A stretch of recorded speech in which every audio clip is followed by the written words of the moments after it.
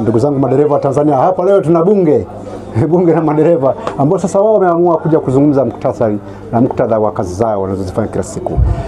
Leo tunaona wanazungumzia wana foleni ya muda mrefu. Jana tumeona mtandao huko baadhi ya mambo yalijitokeza jana, lakini sasa leo bunge hili mkaona kwamba leo likae lizungumzie hii habari na kwamba ni mwendelezo, si kwamba limeishia hapa. Naam, ndugu yangu, wewe ni dereva ambaye kimsingi unafanya kazi zako sehemu mbalimbali. Umevuka mipaka ya nchi sehemu mbalimbali. Vipi kuhusiana na mpaka wetu wa Tunduma ambao imeonekana sasa madereva wamekuwa wakivimba macho sana sababu ya usingizi na hali halisi ya uchovu? Swali hili la foleni hasa wewe binafsi unalizungumziaje kwa niaba ya madereva wengine? Karibu. Kwa majina, ndugu madereva, naitwa Adolf Samson Mayemba. Ni dereva na mimi kama wenzangu. Mkuu, kwenye swali lako la kuhusiana na foleni kwa boda yetu ya Tunduma, kwanza naamini ni changamoto ya kila dereva ambaye inamtesa nafsi yake. Sijui tunaelewana hapo. Changamoto ya foleni kama mnavyoona, kuna baadhi yetu sisi kwa sisi tunashindwa kujielewa. Hata na sisi madereva nao tuna changamoto vile vile kujitambua. Sijui unanielewa. Unakuta gari zinaitwa kwenye kuvuka. Ndio. Dereva ameenda shule, kaingia darasani kasoma, lakini mwenzake anapotoka anaenda man to man. Ndio. Ile gari itafika mbele itaskidi. Ikisha skidi, wewe umemfuata man to man, yule bwana lazima arudi nyuma. Nimetoa mfano tu mdogo, ila hao wote ni madereva wawili ambao wameshaingia shule darasani. Itabidi arudi nyuma. Atakaporudi nyuma, si tayari anasababisha matatizo. Kwa hiyo tayari unakuta umeshatengeneza jamu ambayo ule muda uliotakiwa uende, wewe dereva kwa sababu umeshindwa kujitambua, umewasababishia wenzako wote wa nyuma delay. Kwa foleni, changamoto ya kwanza ni sisi madereva wenyewe, bado tunashindwa kujisimamia. Si kwamba sawa, umesema ni changamoto ya kwenye madereva, sio kwamba ni ile fatiki management ambayo wanajitokeza kwamba sasa hamuelewi, mnaanza kuwa na haraka na mambo mengine. Pengine nadhani hilo linafanya kwamba hawai angalau wasiende kule, nasikia Sumbawanga wapi mpaka mnafika kule. Si kama ni fatiki management ambayo inajitokeza hapo. Hicho mheshimiwa unachokisema ni sahihi, lakini fatiki management naweza kusema ina combine. Cha kwanza, wewe dereva ni lazima ujitambue unafanya nini, si ndio? Ni lazima ujitambue unafanya nini. Sijui kama nakosea. Ina maana kama wewe binafsi ukiweza kujisimamia na ukaweka mpangilio wako ni huu, na mjomba hapa naye akajisimamia na mimi nikajisimamia, it means kwamba tutasave muda, mtaenda kwa wakati na mtavuka kwa wakati. Asante sana. Hili ni bunge la madereva sasa limeanza tarehe ya leo na tutaendelea.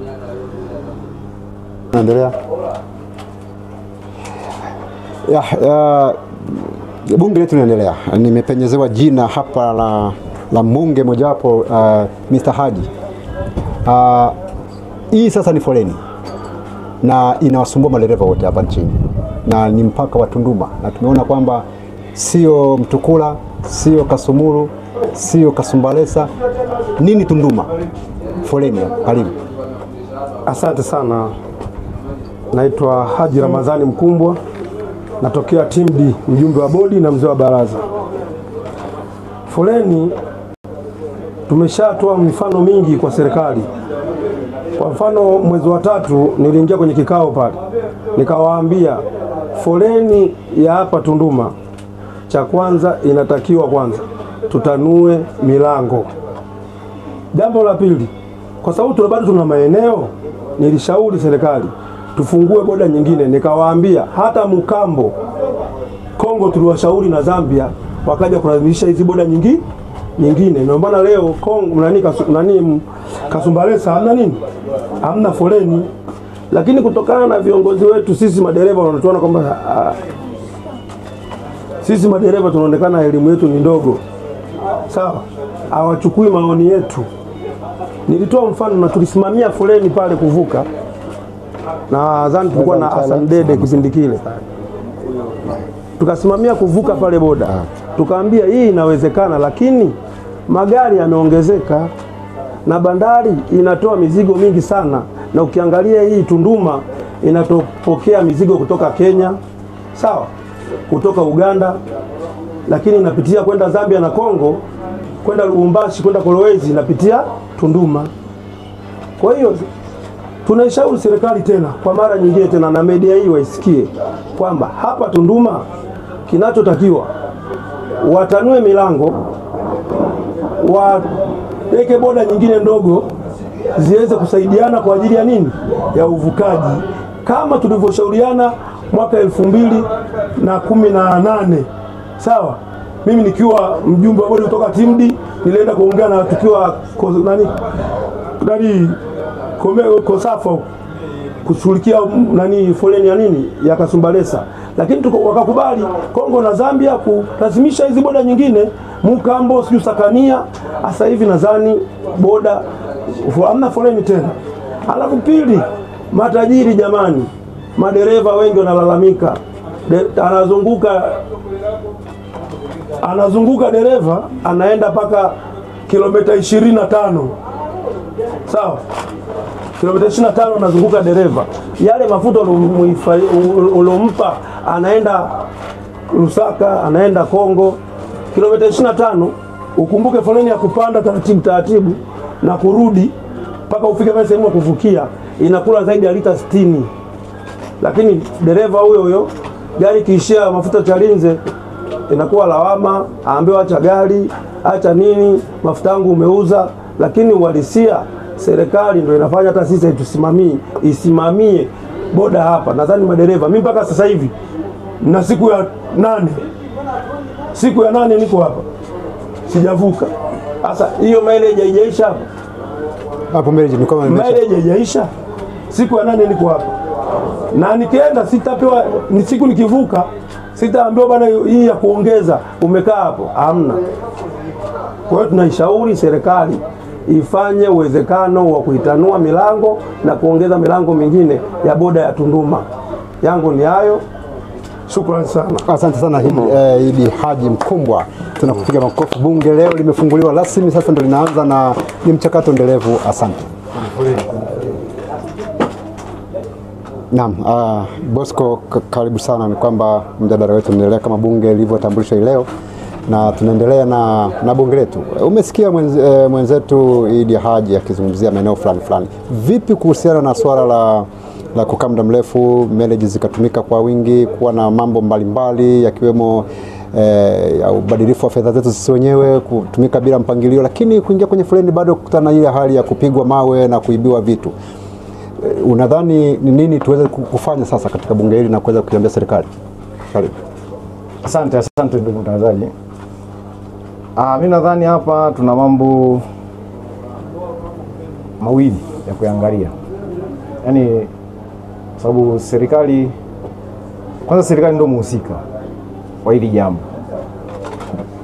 Kwa sababu tuna serikali mbili za kimashirikiano ya kibiashara katika hii boda yetu ya Tunduma. Sehemu moja ambayo tunapenda nianze kuiongelea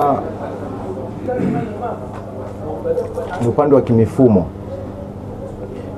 Mifumo ya kidocumentation kwetu tunatumia T1. Lakini upande wa pili wanatumia School. Hii mifumo ya Somani. Hii mifumo ya Somani. Kwa hiyo naishauri serikali itumie ushawishi wake katika kukaa, kwa sababu wao wana mashirikiano ya kibiashara. Wanakaa mara kwa mara. Katika ushirikiano wa kibiashara na katika vikao vyao wajaribu kuja katika senta moja ya kutaka kutumia huu mfumo wa T1 ambao kuna wenzetu wa East Africa ndio tunatumia. Of course Malawi iko East Africa lakini anatumia mfumo. Ndio maana gari ikifika pale inafanywa issue za documentation inavuka. Wakina Rwanda, Burundi, Uganda ndio tunatumia mfumo. Kwa hiyo tunajikuta kuna muda mwingi sana unaokoleka hapa, kwa sababu huyu mtu anaweza kaanza kucontrol mzigo wake toka huko bandari ya Dar es Salaam, bandari ya Tanga. Maana Kwa akianza kufuatilia toka kule akiumonitor, ikifika hapa issue ya documentation inakuwa ni kazi rahisi.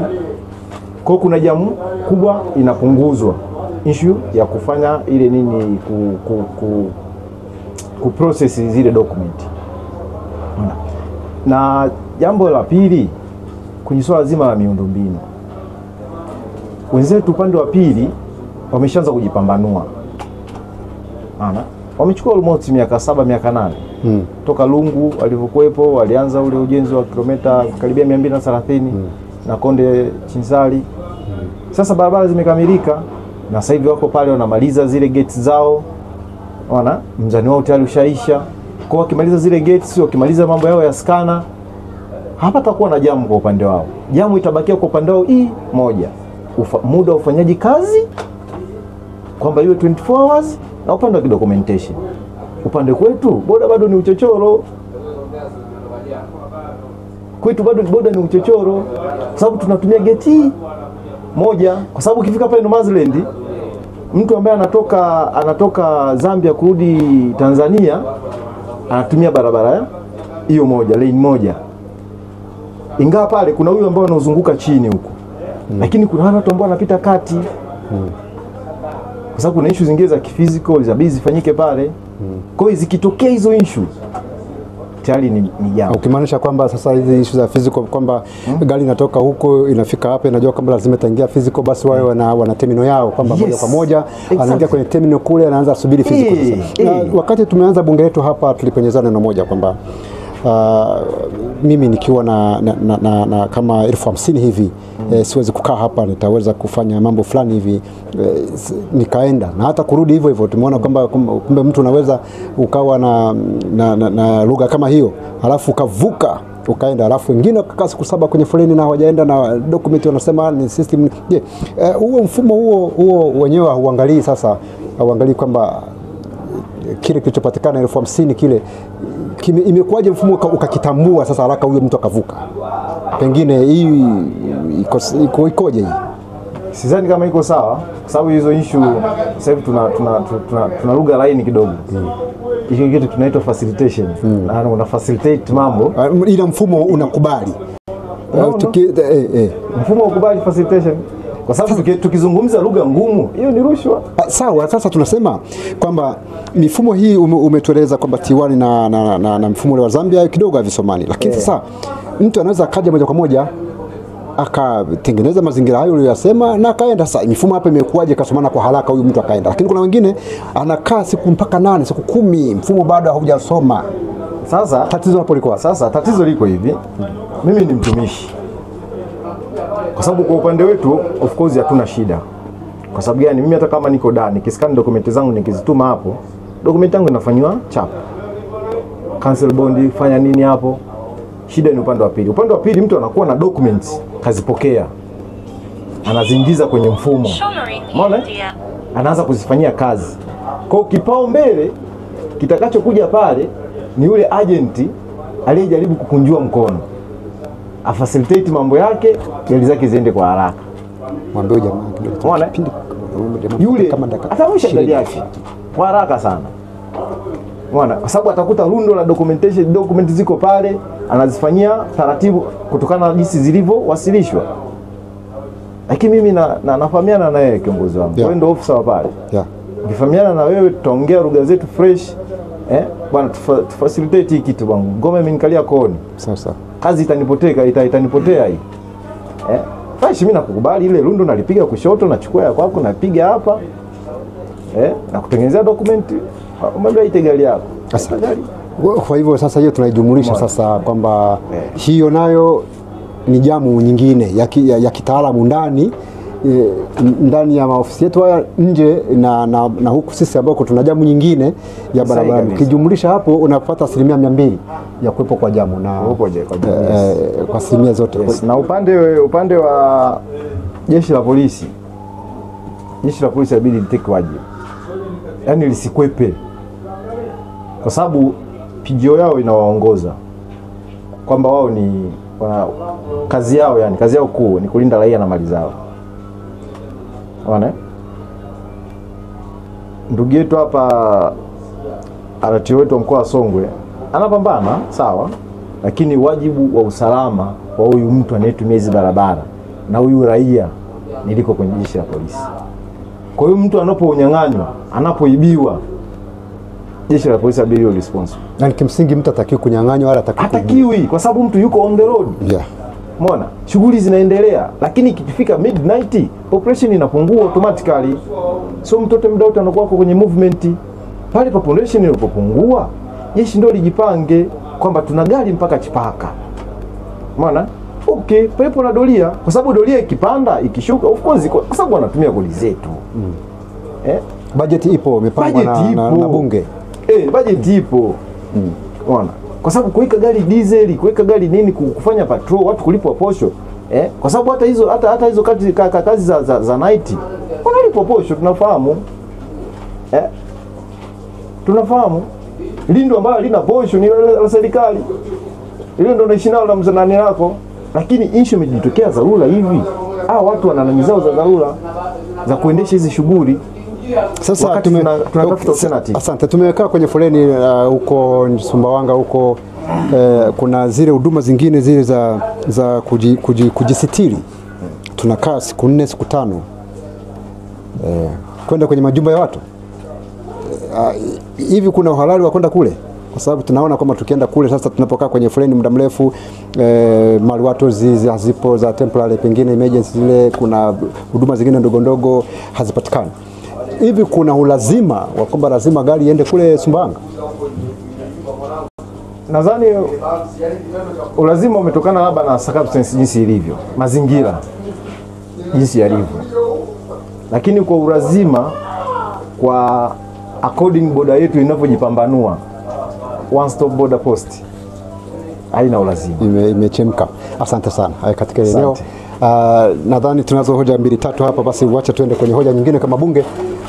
Nadhani mambo yatakaa sawa. Asante sana na kushukuru sana ndugu yangu Bosco na mchangaji mwingine kwa hoja yetu ya msingi ya foleni. Asante.